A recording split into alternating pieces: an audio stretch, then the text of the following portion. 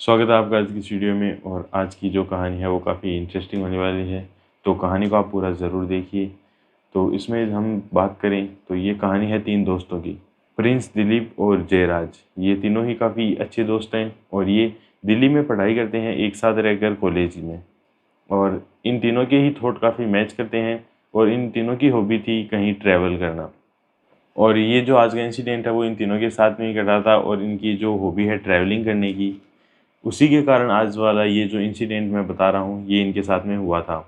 तो ये बात आती है दिसंबर की और दिसंबर में काफ़ी ठंड रहती है, तो लोगों के प्लान होते हैं कहीं गर्म जगह जाए, बट ये लोग थोड़े अलग थे।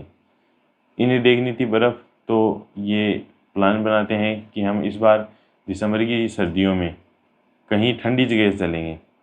जैसे ही दिसंबर आता है इनका प्लान बनता है कि हम इस बार मनाली घूमने जाएंगे और वहाँ की बर्फ़ भी देखेंगे। और ये कार के बारे में, रेंट के बारे में पूछते हैं तो इनके पास इतनी सेविंग नहीं होती, तो कार इनको मिलती नहीं है और कार थोड़ी महंगी मिलती है। तो ये तीनों बाइक लेते हैं, दो बाइक ले लेते हैं और उसी से ट्रैवल करना स्टार्ट करते हैं। ये लोग रात को रवाना होते हैं क्योंकि इन्हें एडवेंचर काफ़ी ज़्यादा पसंद था, तो ये रात को रवाना होते हैं। और फिर गूगल मैप के सहारे ये धीरे धीरे आगे आगे ट्रैवल करते जा रहे थे। इन्होंने गूगल मैप में सेट कर रखा था कि हमें मनाली जाना है, तो वो गूगल मैप जो है वो रूट दिखाता रहता है।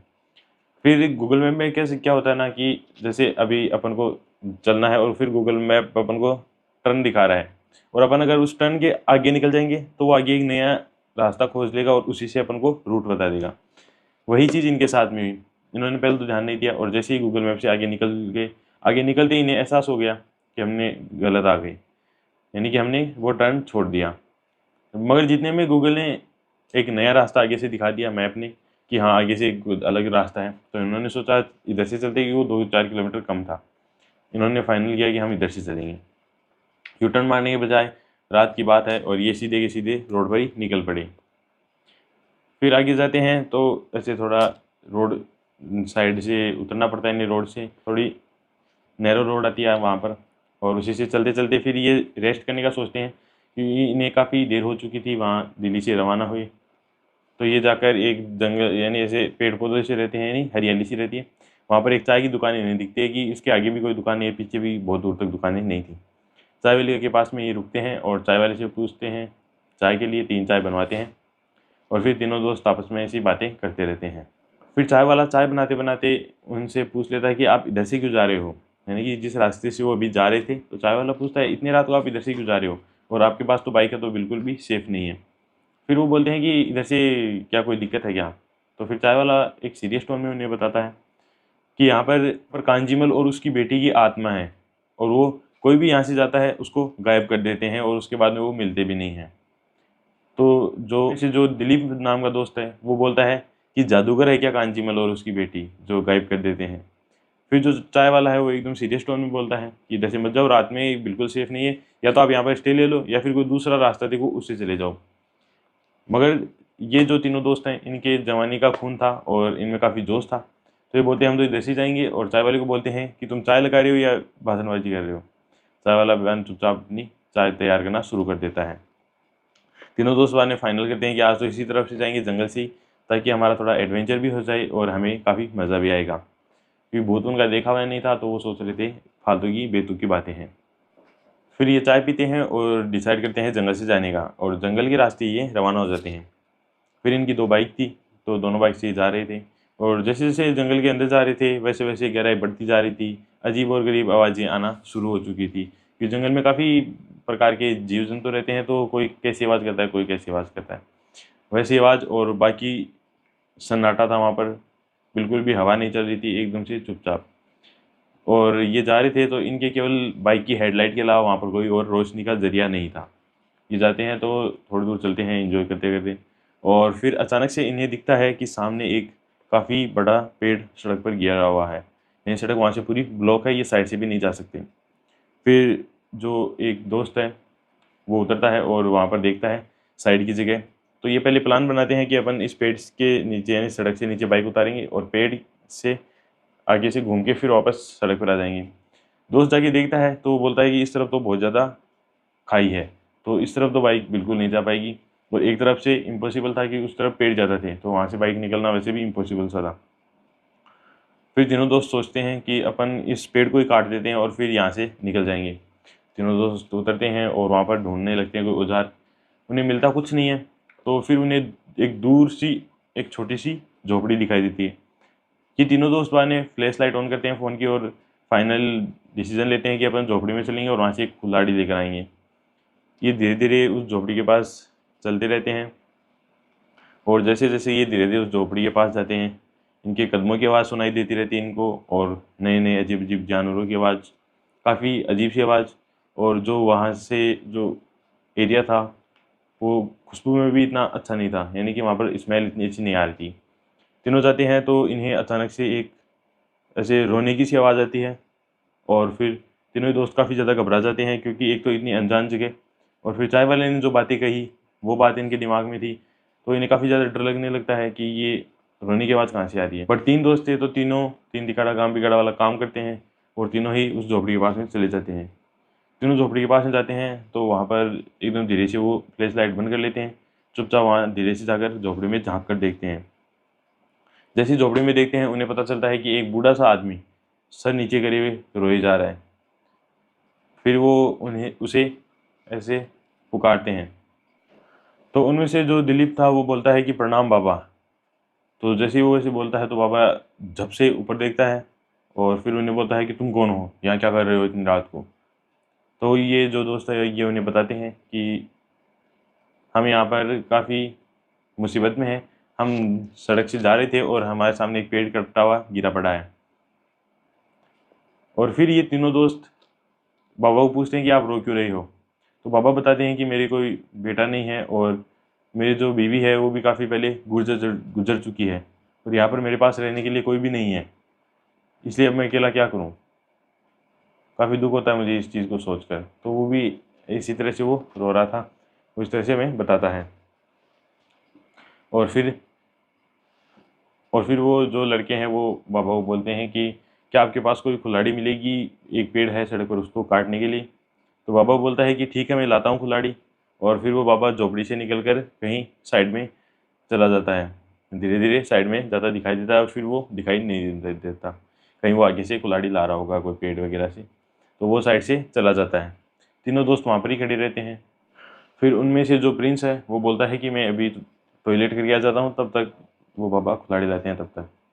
तो फिर वहाँ पर केवल दो दोस्त बचते हैं और जो प्रिंस है वो वहाँ पर टॉयलेट करने चला जाता है और बाबा कुल्हाड़ी लाने। फिर प्रिंस जैसे ही वहाँ पर जाता है और वापस जब आने लगता है जंगल की गहराइयों से, तो उसे दिखता है कि वहाँ पर कोई झोपड़ी वगैरह है ही नहीं, यानी जो झोपड़ी है वो जल रही है। फिर काफ़ी उसे डर लगा कि यहाँ पर तो कोई है ही नहीं और फिर वो अपने वो दोनों दोस्तों को ढूंढता है। दोनों दोस्त उसे मिलते नहीं है तो वो जल्दी जल्दी इधर से उधर भागता है और उन्हें ढूंढने की कोशिश करता है। थोड़ी दूर भागने के बाद में उसे पता चलता है कि जितनी दूर वो गया था अब उसे ज़्यादा उसे ट्रैवल करना पड़ रहा है आने के लिए। और फिर दूर कहीं वो दोनों दोस्त उसे खड़े दिखाई दिए। तो वो दोस्तों को बोलता है कि मुझे तो ऐसा कुछ दिखाई दिया, यहाँ पर कोई झोपड़ी नहीं थी और अभी अचानक वापस से कहाँ से आ गई। तो वो बोलते हैं कि तुझे ऐसे ही जुठाई लगाया। तो फिर वो बोलता नहीं कि वहाँ पर फिर बाबा आ जाता है सामने से कुल्हाड़ी लेकर। और फिर जैसे ही वो उसको देखता है तो जो प्रिंस है उसे वो बाबा उस कुल्हाड़ी को लिए हुए दिखाई देता है और एकदम ऐसे स्कल की तरह दिखाई देता है, एकदम डरावना सा, और ऐसे कुल्हाड़ी जैसे अभी बस इन्हें काट ही देगा। और जो बाकी के दो दोस्त हैं उन्हें वो एकदम नॉर्मल दिखाई देता है कि एक तरफ झोपड़ी है और बाबा सामने से कुल्हाड़ी लेकर आए हैं और हमें कुल्हाड़ी ऑफर कर रहे हैं। जैसे ही बाबा पास में आने लगते हैं प्रिंस उन्हें बोलता है कि ऐसी कुछ बात है। जितने तीनों दोस्त वहाँ से भागते हैं बिना कुल्हाड़ी लिए, बाबा पीछे से आवाज़ देता है कि ये चल जाएगी क्या कुल्हाड़ी। बट वो तीनों सुनते नहीं है, वो आंख मीच करके वापस से सड़क की तरफ बाइक की तरफ भागने लगते हैं। बाइक की तरफ भागते हैं, उन्हें बाइक तो वापस से पता नहीं चला कहाँ पर थी, बट उन्हें मंदिर दिखाई दे जाता है दूर तक, कहीं दूर। फिर वो उसी मंदिर की तरफ एक लाइट जल रही थी उसी तरफ भागने लगते हैं तीनों और अपनी पूरी जी जान से भागते हैं ताकि पीछे से कोई पकड़ ना ले। और उन्हें लगता है कि जो कांजीमल है वो वही आदमी था, उसी कांजीमल की आत्मा थी वहाँ पर जो हमें मिली थी, कि इतनी रात को यहाँ जंगल में कोई क्या ही करेगा।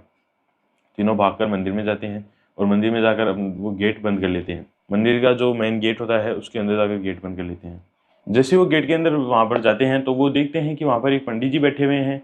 उस अंधेरे में केवल उस इतने बड़े जंगल में अकेले वो पंडित जी उस मंदिर में बैठे रहते हैं। तो उन्हें लगता है कि यहाँ पर ये मंदिर है तो अपन काफ़ी सेफ हैं, और जो पंडित जी भी यहाँ पर बैठे हैं इसका मतलब यहाँ पर कोई पॉजिटिव एनर्जी, इसलिए अपन को कोई कुछ नहीं कर पाएगा। फिर वो पंडित जी से थोड़ी बातचीत करते हैं। तो फिर पंडित जी से वो पूछते हैं कि जो कांजीमल है इसकी क्या कहानी है, कौन है कांजीमल और उसकी बेटी की क्या कहानी है। तो पंडित जी फिर उन्हें वहाँ पर बताने लगते हैं, जो कहानी बताते हैं कि आज से ठीक 20 साल पहले यहाँ पर एक लकड़हारा रहता था कांजीमल, और उसकी एक बेटी थी। उसके परिवार में केवल ये 2 ही सदस्य थे, कांजीमल और उनकी बेटी, बाकी कोई नहीं था। तो जो कांजीमल है वो दिन में लकड़ी वगैरह काटता और शाम को उन्हें बेच देता, और जो भी उनके पास पैसे आते उनसे वो अपने घर का गुजारा कर रहे थे। कांजीमल काफ़ी गरीब था, मगर वो काफ़ी खुश था, क्योंकि उसकी बेटी के साथ में, अपने बेटी के साथ में रहता था। बेटी उसकी घर के कामों में काफ़ी ज़्यादा परफेक्ट थी, तो वो घर के काम सारे कर लेती थी, जैसे खाना बनाना, सब्जी बनाना वगैरह। तो कांजीमल जो है वो अपनी बेटी के हाथ की सब्जी खाता था और रोटी खाता था, अपने बेटी के हाथ का खाना पकाया हुआ ही खाता था। तो वो काफ़ी खुश थे कि कांजीमल अपनी बेटी के साथ में रह रहा है और बेटी अपने पिता के साथ में, और जो पिता है वो बेटी की हर बात मानते रहते हैं, कोई भी बात नहीं टालते। एक दिन बात आती है, जैसे ही शाम होने से थोड़ी पहले, जैसे 2-3 बजे, तो जो कांजीमल की बेटी है रूही, वो कांजीमल को बोलती है कि पापा अभी इस दूसरे गांव में, अपने पड़ोस के गांव में एक मेला लगा हुआ है, तो आज मैं वहां पर जाऊंगी, आप मुझे ले चलना। तो कांजीमल पहले तो मना कर देता है, बट जो बेटी है वो काफ़ी ज़्यादा जिद करती है, रूही। तो जो कांजीमल है वो उस रूही को अपनी साइकिल पर बिठाता है और लगभग 4-1 बजे से अपने घर से निकलते हैं उस गांव के लिए जहाँ पर वो मेला लगा हुआ था। तो पिता साइकिल चलाता है और बेटी पीछे बैठ जाती है, और फिर वो अपने गांव की ओर चल देते हैं जो मेला है। वो मेले में पहुंचते हैं तो वहाँ पर जो बेटी है वो काफ़ी खुश हो जाती है कि मैंने आज मेले में आने की सोची और आ गई, काफ़ी खुश रहती है। तो पिता जो है वो वहाँ पर उस बेटी का ही देखता रहता है इधर से उधर, और जो बेटी है वो काफ़ी इंजॉय करती रहती है कि कभी झूले पर झूलती है, कभी चीज़ खरीदती है। पूरा मेला देखने के बाद में उन्हें काफ़ी रात हो जाती है, लगभग 11-12 बजे का समय हो जाता है। फिर जो कांजीमल है वो बेटी को बोलता है कि चलो बेटी, अब इतने देर रात तक रुकना यहाँ पर ठीक नहीं है। तो फिर जो बेटी को कांजीमल अपनी साइकिल पे बिठाता है और वहाँ से रवाना हो जाते हैं। फिर वो जैसे ही रास्ते में आ रहे थे, बाप और बेटी दोनों एक ही साइकिल पर, तो वहाँ पर एक पीछे से उन्हें गाड़ी आती है, और वो गाड़ी शायद उस मेले की भी हो सकती है, वो किसी को नहीं मालूम कि वो गाड़ी क्या थी। पीछे से गाड़ी आती है और काफ़ी और स्पीडिंग में गाड़ी आती है, और वो उन दोनों की साइकिल को टक्कर मारती है काफ़ी भयानक, और फिर वहाँ से गाड़ी वाला फरार हो जाता है गाड़ी लेकर। तो वहाँ पर बचता कोई नहीं है, कांजीमल गिर जाता है, तो उसकी जो बेटी है वो वहाँ पर बेहोश होकर गिर जाती है, और कांजीमल को थोड़ा बहुत होश रहता है कि टक्कर काफ़ी तेज़ लग चुकी है, और कांजीमल अपने आप को भी नहीं संभाल पाता, बस वहाँ पर गिरा रहता है। लगभग आधे घंटे तक वहाँ पर कोई नहीं आता, और कांजीमल की भी इतनी हिम्मत नहीं थी कि वो उठ पाए, क्योंकि जो टक्कर है उससे उनको काफ़ी भयानक चोटें आई थी। फिर पीछे से एक और गाड़ी आती है, तो वो उन्हें गिरा देख कर वहाँ पर रुकते हैं और कांजीमल की मदद करते हैं। कांजीमल थोड़ा होश में था, बेटी एकदम बेहोश थी। दोनों को गाड़ी में बिठा लेते हैं मदद करने के लिए, और फिर कांजीमल बताने लगते हैं कि वहाँ पर से एक अस्पताल है, हमें वहाँ ले चलो, मेरी बेटी को बचा लो। फिर वो लोग बोलते हैं कि हम इसलिए रुके हैं आपको बचाने के लिए। थोड़ी देर के लिए वो चलते हैं, 5-7 मिनट, और फिर थोड़ा आगे जाने के बाद में वो गाड़ी रोकते हैं और कांजीमल को नीचे उतार देते हैं गाड़ी से। कांजीमल वहाँ पर फिर ज़ोर ज़ोर से चिल्लाने लगता है, तो कांजीमल को एक पेड़ के बांध देते हैं और थोड़ा बहुत मारते भी हैं। फिर कांजीमल जो है वो अपनी बेटी को छुड़ाने के लिए अपनी पूरी कोशिश करता है, और जैसे ही वो देखता है कि मेरी बेटी को उन्होंने पकड़ रखा है, तो अपनी पूरी कोशिश करके वहाँ से खड़ा होता है और उनके पास चला जाता है, यानी जो बांधा हुआ था वो वहाँ से निकल जाता है। निकल के उनसे लड़ता है, तो वो जो भारे भारे लोग थे वो उन्हें काफ़ी मारते हैं, और फिर दोनों बाप बेटी को मार डालते हैं। उस दिन बाद में कांजीमल और उसकी बेटी दो जो रूही है वो दोनों वहीं पर ही मर जाते हैं, और उसके बाद में जो कांजीमल है उसकी आत्मा को शांति नहीं मिलती, और अब जो कांजीमल है वो इतना ज़्यादा भड़क चुका है कि वो अब हर किसी को ही मारने पर मजबूर रहता है, हर किसी को वो मार देता है। इस रास्ते से जो कोई भी जाता है वो उसका भूत अब उसको नहीं छोड़ता, या फिर उसकी आत्मा उसे नहीं छोड़ती। और ये जो कहानी है वो पंडित जी बताते हैं। तो फिर उसके बाद में जो ये दोस्त हैं, ये उन्हें पूछते हैं कि जो कांजीमल और उसका भूत है वो आपको क्यों नहीं मारते, आप तो यहाँ इस जंगल में रहते हैं हर वक्त और इस मंदिर में बैठे रहते, तो आपको वो क्यों नहीं मारते। तो फिर जो वो पंडित जी हैं वो दरवाज़ा खोलते हैं। फिर वो पंडित जी बोलते हैं कि ये मैं तुम्हें कल बताऊंगा, और फिर वो बोलते हैं कि चलो, बाने वो दरवाज़ा वापस खोलते हैं जो उन्होंने बंद किया था। दरवाज़ा खोलकर फिर वो आगे जाते हैं और एक कमरा सा दिखता है। तो जो पंडित जी हैं वो बोलते हैं कि तुम इस कमरे में रेस्ट कर लोगे। और तो फिर वो बोलते हैं कि हाँ बिल्कुल कर लेंगे, क्योंकि उन्हें सोचा है कि इस जंगल में अगर कहीं पर रुकने के लिए एक रूम मिल जाए तो काफ़ी बढ़िया बात है, चाहे कैसा भी हो। फिर वो जैसे ही पंडित जी उसका गेट खोलता है तो सामने एक लड़की बैठी हुई होती है। तो फिर जो तीनों लोग हैं फिर वो पूछते हैं कि ये लड़की कौन है। तो फिर जो पंडित जी है वो बोलता है कि ये मेरी बेटी रूही है। और फिर ऐसा बोलते ही पंडित और जो वो मंदिर था वो दोनों ही वहाँ से एकदम से गायब से हो जाते हैं। और जो रूही उनकी बेटी है, यानी ये जो पंडित है ये कांजीमल ही निकलता है और ये इन तीनों के पीछे भागते हैं, जो रूही और ये। फिर तीनों के पीछे भागते हैं तो तीनों दोस्त जंगल में गहरे भागने लगते हैं और फिर तीनों ही अलग अलग तरफ भागने लगते हैं। तो वो तीनों एक दूसरे से अलग हो जाते हैं और जंगल में दूर तक भागते रहते हैं। भागते भागते फिर उन्हें पता ही नहीं चलता कब वो बेहोश हो जाते हैं। फिर अगले दिन लगभग पूरे 24 घंटे बीत जाने के बाद है होश आता है। तो उसे पता चलता है कि वो इस वक्त हॉस्पिटल में है और वो जो जंगल है उस जंगल में उस बाइक के पास में पड़ा हुआ मिला था और उसके जो दो दोस्त हैं वो अभी भी लापता हैं।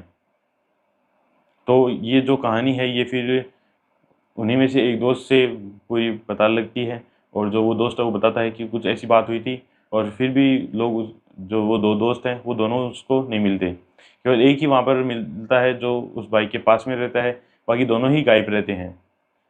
तो आज की जो कहानी है वो कैसी लगी, और ये जो कहानी है ये एक मैंने अपने आप से बनाई है आपके एंटरटेनमेंट के लिए।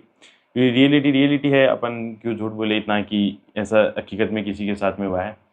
तो ये जो कहानी है मैंने बनाई है। और आपको कहानी कैसी लगी है, रियल कहानी नहीं है बट कैसी लगी, अच्छी लगी तो वीडियो लाइक कर दीजिए, चैनल को सब्सक्राइब कर लीजिए, क्योंकि एंटरटेनमेंट के लिए काफ़ी अच्छी सी कहानी मैंने आपको बनाकर सुनाई है। अगर इसमें कोई कमी है तो आप मुझे बता सकते हैं, अगली बार उस कमी को भी अपन पूरा कर देंगे। So thank you so much, bye.